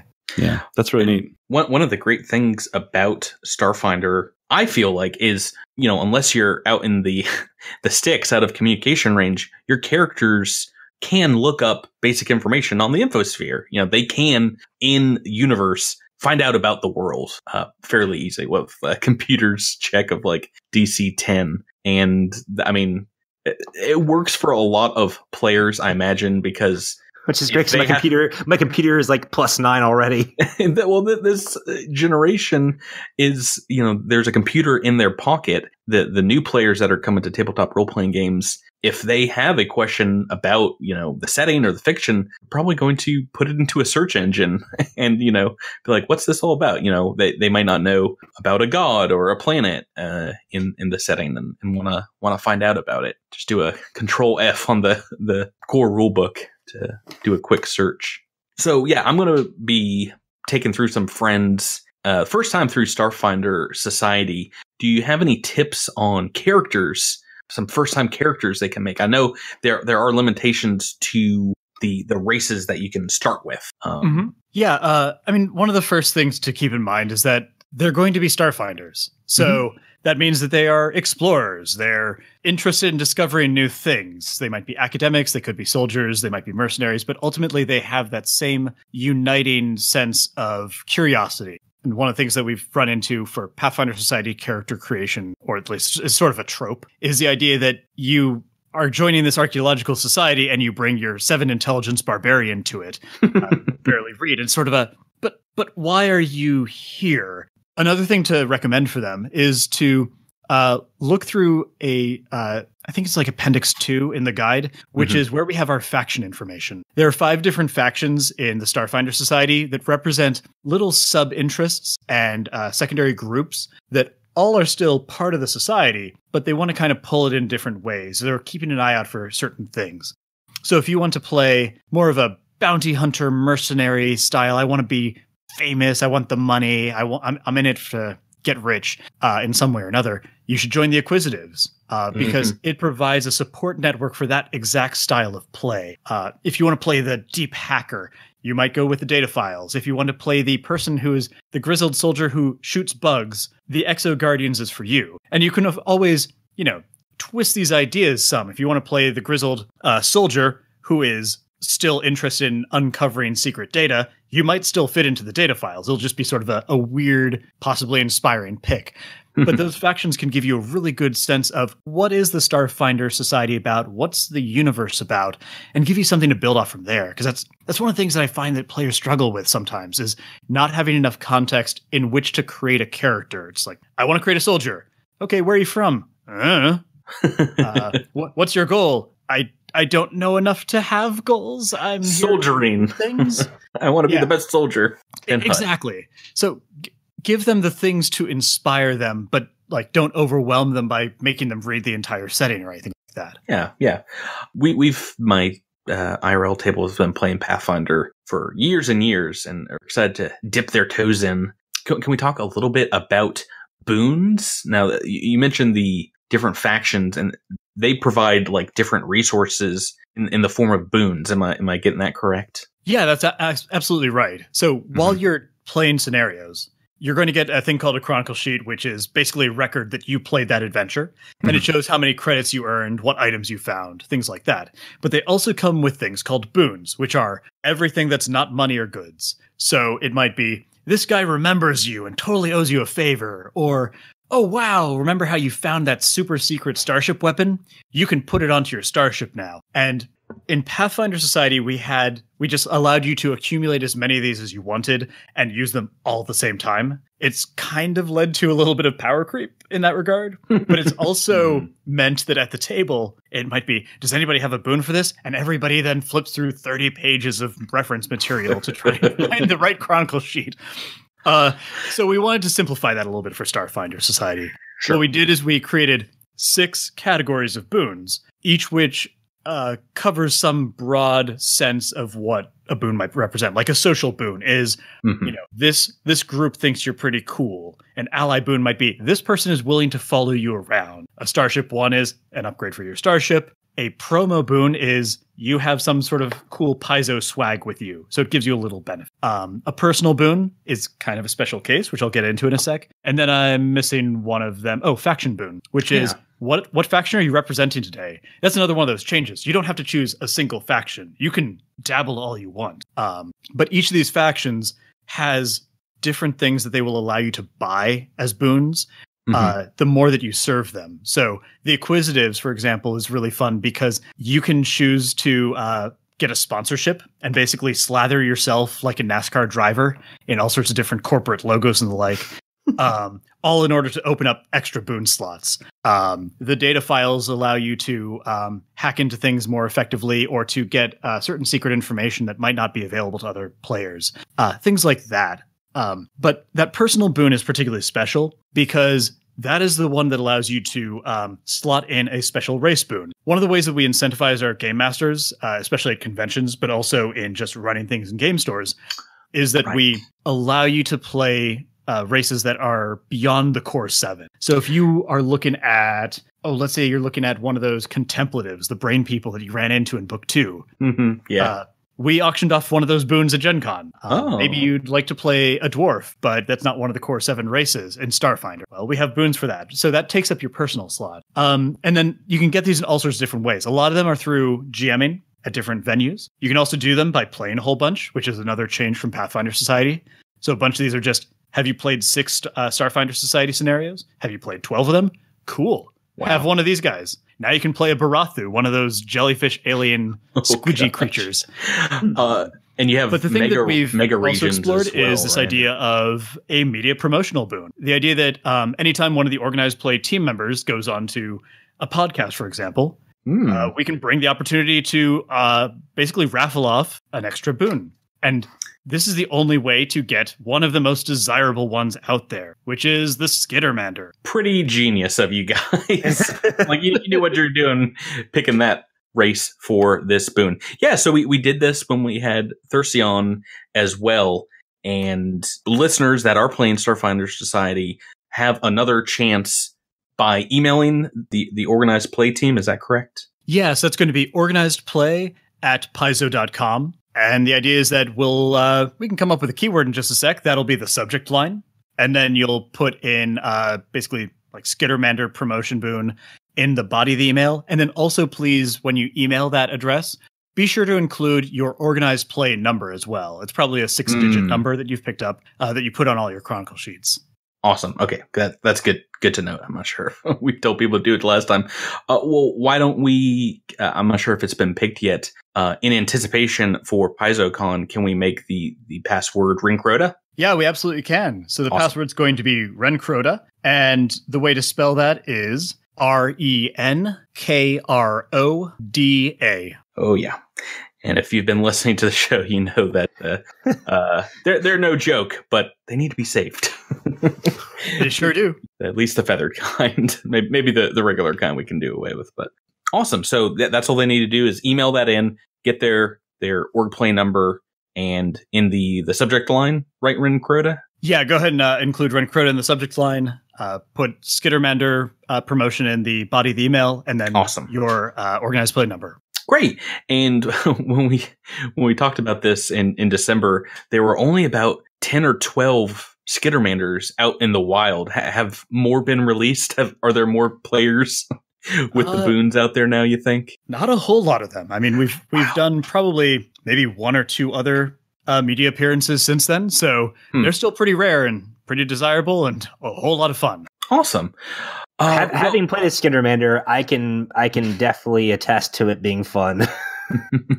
We had a special episode where everyone got to be a Skittermander, and just so we got that out of the way, and it's never going to happen in our show probably again. Yeah, got that out of our systems. It's gone. It was fun, but it was also it was like a 4-hour event because we were laughing so hard. It's like eating an entire chocolate cake by yourself. It's like, oh, it's great when it's happening, but afterwards you're like, yeah, maybe never again. And I think that's probably one of the reasons that we chose the Skittermanders is we wanted to make sure that it wasn't like 50 bajillion of them out there because they can be a bit of a handful. Yeah. Awesome. Well, we've talked a good deal about wordplay. Can we move on to what is on our mind after just completing it? The Temple of the 12, Book 2 of Dead Suns. Sounds great to me. This has been really fun for me because this is really the first actual adventure path that I've ever played. I'm a relatively new tabletop RPG gamer. I've always been interested, but growing up in a small town in South Carolina, I didn't have a whole lot of people to play with. But I bought some of the books, like Vampire the Masquerade and stuff like that, and read through them, but never had a chance to play any games until we started gaming recently. And Starfinder has been my first real adventure path. And so one of the questions I think that I asked early on, we did an interview during Incident on Absalom Station, and obviously they were trying to withhold some of the details, and we didn't want to spill ourselves. But I was kind of curious about the synergy of making an adventure path, and I think that it was likened to kind of making a season of television. So how much going in do you know as far as what connective tissue you have to pull in, and then what you get to make up in that book, like in book 2? Because at the end of book 2, like you kill Taloman, but the cult's still out there, aren't they? Oh, they absolutely are. Yeah. Yeah. So at the beginning of each adventure path, the people who are organizing that create a massive outline. One of these adventure path outlines is at least the size of one of our player companion books. Oh, wow. Yeah, so there's a lot of background story that goes into it. There's a full timeline.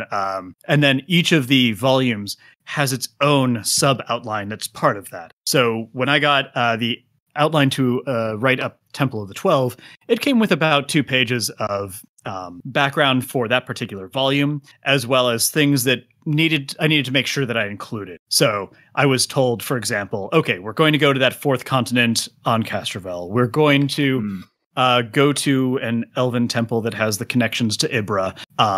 And there sure will be a Karasha Lashunta mystic who is a member of the Cult of the Devourer. Things like that. Mm-hmm. I'm told that we should start in the city and that there should be that preliminary starship combat. But from there, it's a matter of back and forth with the developer of, okay, so now that I have this outline, I need to start filling in the blanks.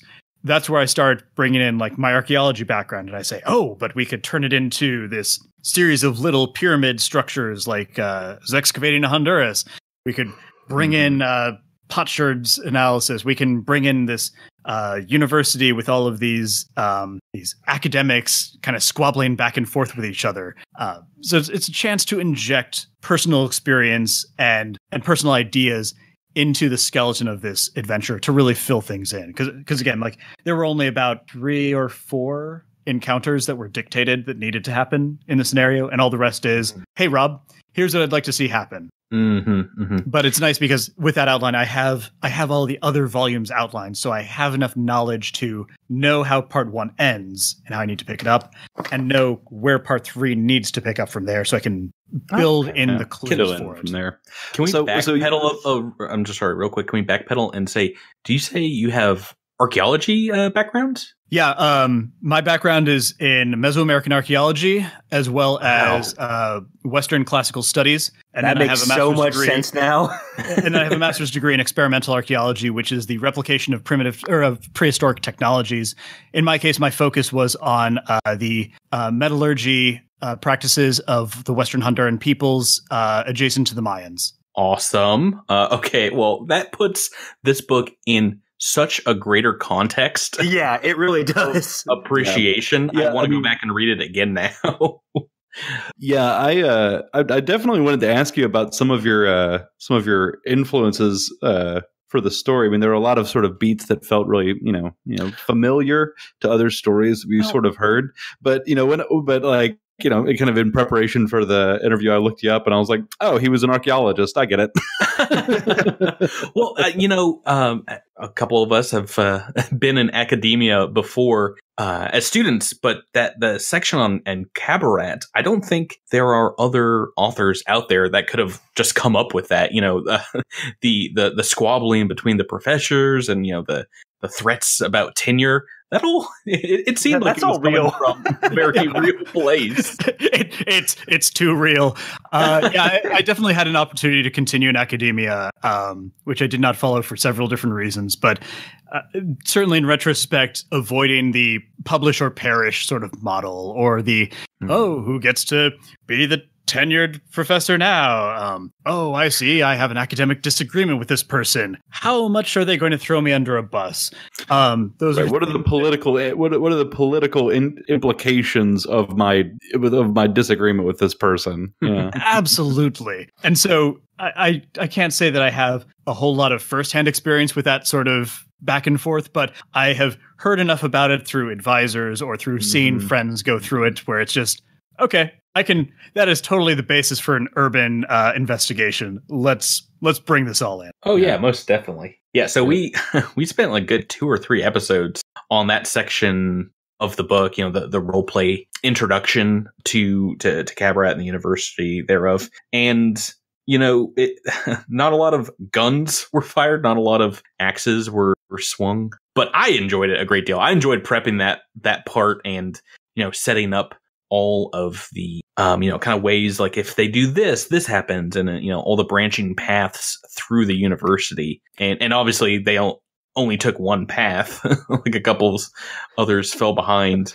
I really enjoyed threatening teachers. But one of the things it says in the book is, well, if they get violent in the university, they get asked to leave, and they can come back, the next day and apologize. I'm like, oh gosh, that's in there because some game groups will definitely start pulling out weapons. And from an organized play perspective, that's one of the reasons I love org play so much, is that I get to GM for so many groups. It's not playing with the same group of like 4 to 6 people. It's every time I'm doing this, I'm getting a whole bunch of different perspectives and a whole bunch of different, completely madcap ideas of how people want to do things. So when I look at one of these investigations, which are so fun to write, I think, okay, how would that table have done this? And how would they have screwed it up? How can I provide the GM with at least a little bit of help for when they inevitably try to find the rails and go off of them? Yeah, when inevitably this player group gets together and plays this thing. Well, it's funny because we had the potential for that, because I think my character, you weren't allowed to have weapons in, but he had some concealed weapon or something to where his gun was not seen, but he had it the entire time. And I think you cast holographic image on it, right? And just like kind of melted it away. Yeah, I did something to where I had it. I think Patrick was like waiting for me to like just do something, and I never did. I mean, but it was there. But it was there. To be fair, your character's brain is a lethal weapon, so that's also true. Well, and let's talk real quick about the other 2 parts of book 2, which is this trek through the jungle, and then we just got finished with the actual titular temple itself. Some pretty awesome ideas, but that was difficult. That was a long trek. Yeah. As they were getting ready to jump into the jungle, players were pretty worried about everything people in real life would be worried about. Having enough food, having enough ammunition, being able to find their way. And we did a number of those survival checks, and every time they failed, they were so unhappy. There were some groans on the podcast. So, there were, but I think as a player, I thought that element was so interesting. I thought having that kind of, the danger of the actual physical world was really, really cool. And I didn't know until, I think somebody mentioned Pathfinder chases. I had never experienced a chase scene in a game like this before. Like, cause we had played a homebrew Pathfinder game a little bit before doing this podcast, and I had played Numenera, and that's all of my actual experience. Mm-hmm. So this was my first chase, and it was so cool. Yeah, let's talk about the Yerrick Stampede. Those are a lot of fun. Like the idea that over time, like Pathfinder chases started off as if you run into the obstacle and you can't overcome it, game over. And we've really come around to the idea of like fail forward mysteries, fail forward chases. So the Yerricks definitely show that, where it's okay, we are still going to gradually make progress, but we're going to get pushed into a tree in the meantime, or branches will fall on us, or they'll kick a rock over on us, or they're screaming so loudly that our eardrums are bursting. Simple stuff. We eventually rolled everything on that table, so none of these are spoilers. I gotta say, prepping that, I made sure that just going around it was an option, and I kind of secretly hoped that they would, because I was like, oh, this is going to take 40 to 50 minutes with 5 people trying to outrun these Yerricks. And I was worried that, people might get, tired of the run. But talking to the players, can you guys confirm, was that one of your favorite parts of I loved it. Like, I think that and even as how I feel about, being in the jungle or being in the woods, I thought as far as mechanics go, I thought that a lot of stuff in this book was so much fun, and to me it was stuff that I didn't expect. I expect to role play and to get into battles and do a couple of interactive things with the world, but I didn't expect, survival checks for the heat and chases and stuff. So for me as a new player, it was really, really exciting. Yeah, I would say I was doing a lot of that groaning regarding the people failing to roll. The fortitude saves due to the heat, because I played Rise of the Rune Lords. And there's this whole book in Rise of the Rune Lords where you're making these fortitude checks for the entire book, and it was truly debilitating, and everyone at the table was miserable. Yeah, as your players should have been. Patrick can confirm this. He was GMing. And just like your characters not having a good time. There was something. Yeah, there was something about the way that this mechanic was sort of laid out in this book that made it feel a little bit less punishing. Just punishing, due to the fact that nobody happened to know indoor elements, for example. So yeah. And that's something we've really learned, again, from organized play, where it's like, oh, okay, we sure could follow the exact rules in the book, which say every hour do this thing. But for a 12-day trek, nobody wants to do that. There's no fun in that. So keep it simple, keep the ramifications modest, but have them there. Yeah. And then get on to the good stuff. One of the things that was really a struggle with this one in the beginning, especially when Rob gave me the outline of they're going to do an overland trek through the hot jungle. It's like, okay, but I've read the rules on armor. You guys have environmental protections. You can just flip on the switch and shrug and be done with it. So I knew at that point that it had to be longer than a 4-day trek, because that's how long level 4 armor would last, which is what you could probably buy by then. So that's why it ended up being more like 2 weeks. And that's also the reason that the Rencrota fight ended up being toward the end, because that fungus storm has a thing where it's, hey, do you have environmental protections left? Turn them on. Right. Great. You're immune to the fungus. We're done here. Yeah, we had some players that were very smart about, saving some charges. Oh, yeah. We were rationing. I don't trust Patrick one bit. Oh, well, I didn't write the book. You're talking to the guy that did. But so here's the thing. Yeah, John, I don't trust you one bit. Good on you. As a player, I don't read ahead. So I go into everything blind. And Patrick has put a couple of his own things in there. So I don't know what's what until afterward. Yeah, well, I mean, so I don't trust you. Rightly so.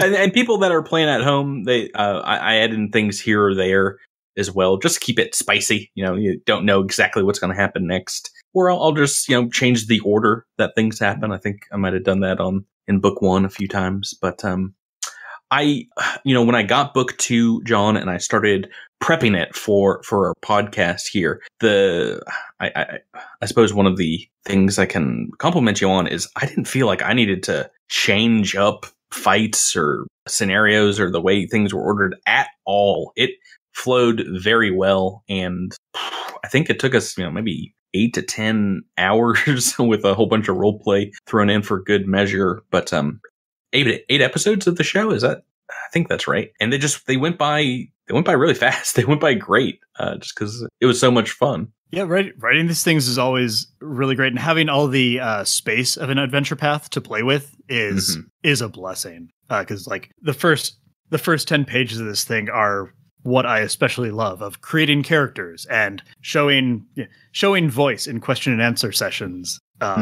Being able to plug in little bits of personal knowledge to make things come alive, like Halquim Zahn. Halquim Zahn is the encapsulation of every early archaeologist ever, where it's we kicked in the door and then we found things made by savages, and then we measured their heads and said, very well, take it back to the Britain, sort of thing. This is all ours now. Yeah, here's a flag. Like Heinrich Schliemann is. That was exactly what I was thinking of. It's just like, it's a golden mask, it has a beard, it must be Agamemnon. No, it's not. Not even a little bit. Yeah, so all those little bits of fun, and put it in somebody else's voice, so you can just add that much more canon to the world. But I think that was what's so cool about book 2 is it's such a different flavor from book 1, and it's not what I expected going into Starfinder. Because I expected a lot of the sci-fi tropes.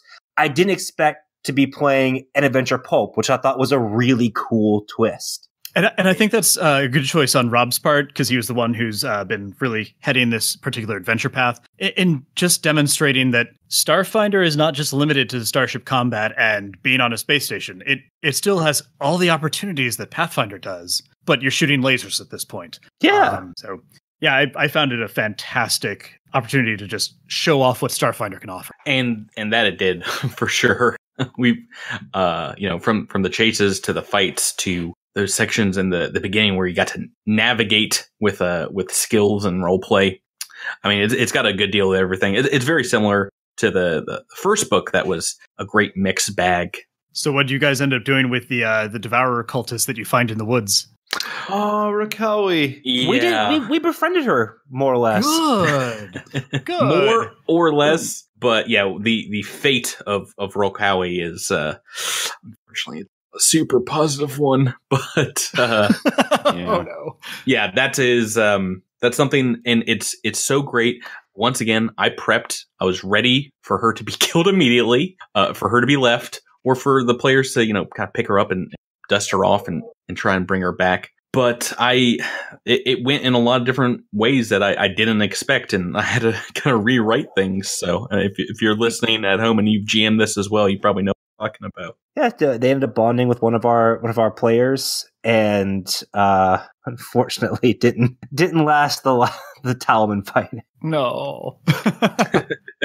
Anyway, yeah, I was really curious. I mean, like, but I still am curious, like, what some of your like influences were for this adventure or for this book, like, because like I said, there are a lot of beats that felt really familiar, and like there are parts that felt a lot like Jurassic Park, for example. And I'm curious, like, what other like books or films or what other things you might have been pulling from to kind of generate some of that. That's or if any at all. That's one of the problems, is that compared to a lot of my colleagues, I am really media illiterate. They'll mention like a movie that I recognize the name of. They will say, "Oh, well, it has this person, this person, this person," and I'll recognize at least two of those names. I can't put a face to them. I can't tell you what else they were in, but I can nod politely and say that sure is a thing. Yeah, I bet that's true. Yeah. So again, a lot of this is based off of my academic background. A lot of the structure as it is based off of my developing Pathfinder Society scenarios for so long. Mm-hmm. And a lot of it is just from taking an idea of, okay, we need to get from point A to point B, and thinking through all the different ways that it could go wrong. Being able to just step outside of myself as an author and think, how are they going to mess this up? Or what is going to try to mess them up along the way? Just starts spawning all sorts of different ideas. That's where knowing that there was a little bit of information in Distant Worlds about Castrovel. And so that was a good starting point for knowing about like the biological diversity. But there was absolutely nothing about Ukalam, that continent. Even going into this adventure path, when I got the outline, it was they go to that northwest continent we haven't named yet. You should name this. So it was a completely blank slate there. Yeah, absolutely was. They should be looking for these elves. And I look at it as like, okay, do we know anything about these elves? No, says Rob. Okay. Well, they're going to have a culture, because they should have a culture. They should have reasons for being here. They need a story. So every time one of those questions came up, it just spawned more and more ideas. So I'm sure that there are tons and tons of different books and media that help to shape this, whether it's inspiring a style of scene or the like, but explicitly, very few of them did. It was more just a matter of asking questions. That's really neat. That's really neat. That's really neat that a lot of those beats sort of like kind of emerge sort of organically. I like that. It has been pretty amazing talking both about the book that we just finished and getting a little bit of insight into organized play before I myself jump in for the first time to Game Master some. John, thank you so much for being here. It's been my pleasure. I'm really happy that people are enjoying the adventure. Oh, yes. We had an absolute blast. Total blast. Yeah. Thank you. Love reading other people's playthroughs and listen to other podcasts play through it, and it's so much fun. If people wanted to find you online, to chat you up, are there places where they can do that? Sure thing. So I patrol the Paizo.com message boards pretty frequently and check in on a lot of the threads in the Pathfinder Society and Starfinder Society sub threads. I'm also on Twitter at Archeotog, ARCHAEOTAGH. And I am on Facebook, but I tend to be very bad about accepting friend requests, so I'll probably need to go through and check through those. But my Twitter account is certainly a good way to quickly contact me or tag me. Awesome. Well, thank you so much for being here. Guys, any last remarks before we sign off for this crypt bit? No, just I loved the book. Yeah. Thanks, John. Great job. My pleasure. And for all of your listeners, especially, whenever you play an adventure, whether you like it, hate it, are feeling it has room for improvement, we always benefit from having your reviews on Paizo. Awesome. Well, yeah, then send them out. If you if you played through book 2, we'll send a link on where to write that review. Sounds great to me. All right. Thanks again, and you guys have a great night. Good night. Thank you.